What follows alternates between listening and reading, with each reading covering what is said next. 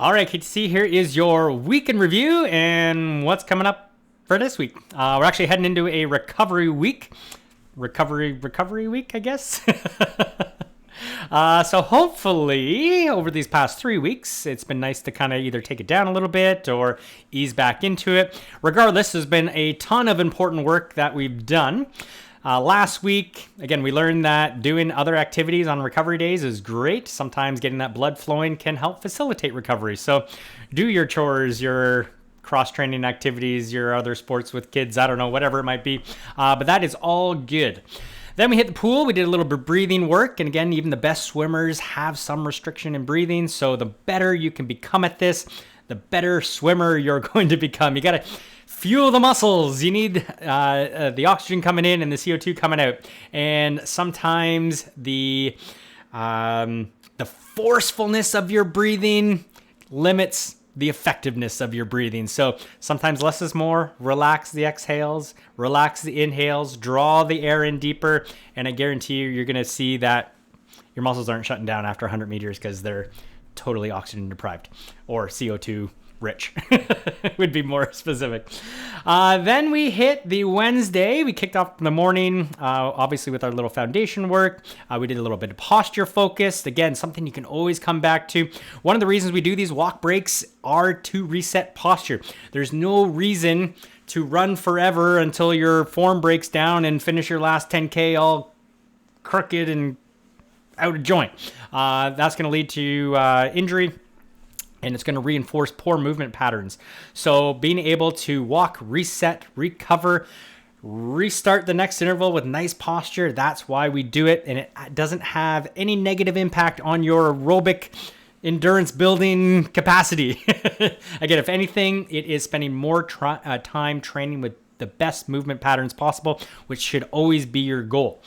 Then we moved into the evening. We did a little ride. We did a climb up the grade, which is an awesome little FTP estimator. You basically do this 15, 20-minute climb as hard as you can. If you missed it, you can do it whenever you like.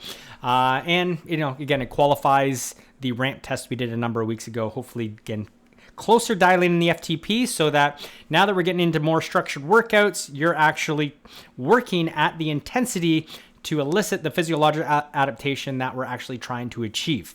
Not doing so, you're just doing whatever, probably as hard as you can go. I can guarantee you it's not going to go well if you keep doing that, or as well. So then we're back in the pool on Thursday morning. We did some body position work, horizontal body position work, head position, nice and stable. Worked on some rotation, the thoracic spine, the T-spine rotation, trying to get the shoulders going a little bit more than the hips. The hips are going to roll. But as we talk about using the kick and using that as the base of support to generate some of the torque forces that we're going to start bringing into your stroke, that really makes the body position even that much more important. So a little bit of rotation work, balance on the side, balance on the front. Again, trying to get that thoracic spine rotation going a little bit more. And you may need to do some homework. Probably do need to do some homework. And we do quite a bit of thoracic spine work in all our dry land, even some of the activation stuff. So keep doing that. Then we were back riding on Friday. Hopefully you got a nice interval to some different types of intensities. Again, if your training zones are dialed, then these will be dialed. If they're not, these won't be worth anything to you. So got to dial those zones first, which is why we spent pretty much 3 weeks dialing training zones. Then on Saturday morning, we hit an awesome activation. Once we finally got into the pool, we did some more pacing work. Again, this is the time of year to swim easy. So we did a whole bunch of 50s, built some aerobic endurance. Hopefully maybe had some little recovery run on the weekend, and we're on to this week.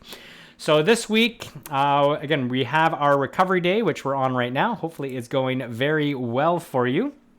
In terms of, I don't have any lessons for you on this one. Rest and recover.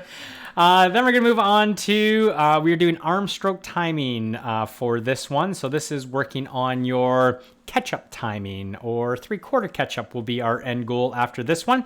So this will be the start of our stroke timing work. The arms are the easiest to focus on, and then we're going to try to connect the arms and the legs, and then we're going to get the rotation all into it. And then once you can achieve that, you'll be able to swim super easy, super fast, just like all those other super easy fast swimmers you look over and wonder how the hell they're doing it. They've connected everything. So we'll get there. So we're going to start with that. Then we are going to move on to just some aerobic endurance on the running for the Wednesday morning.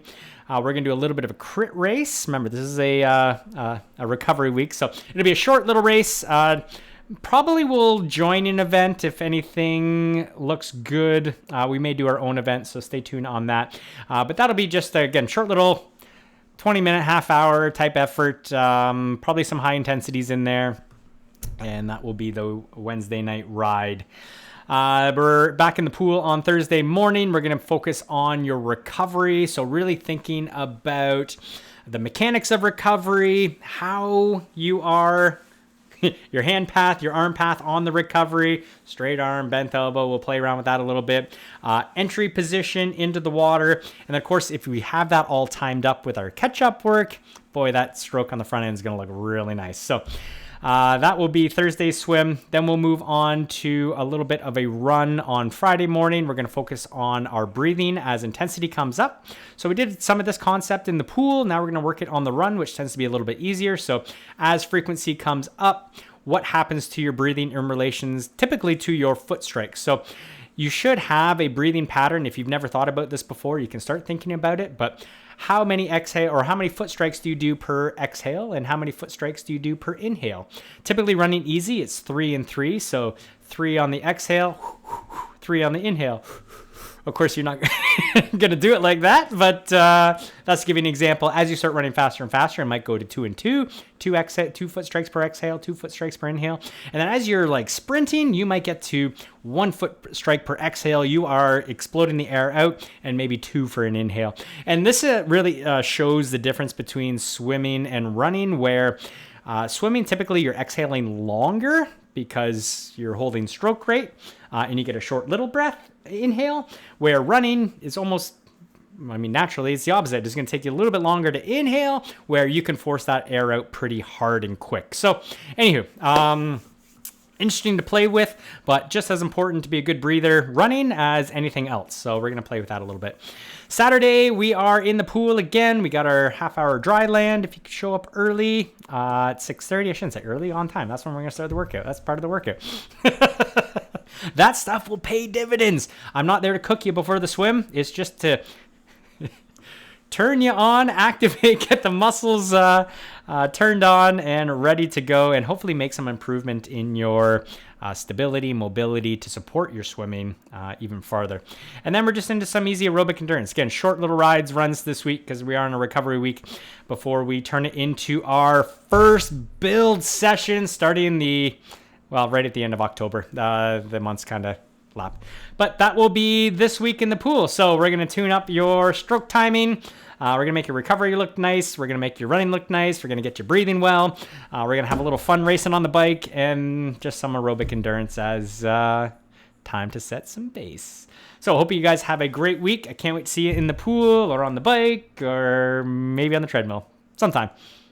Yeah, I'll see you this week.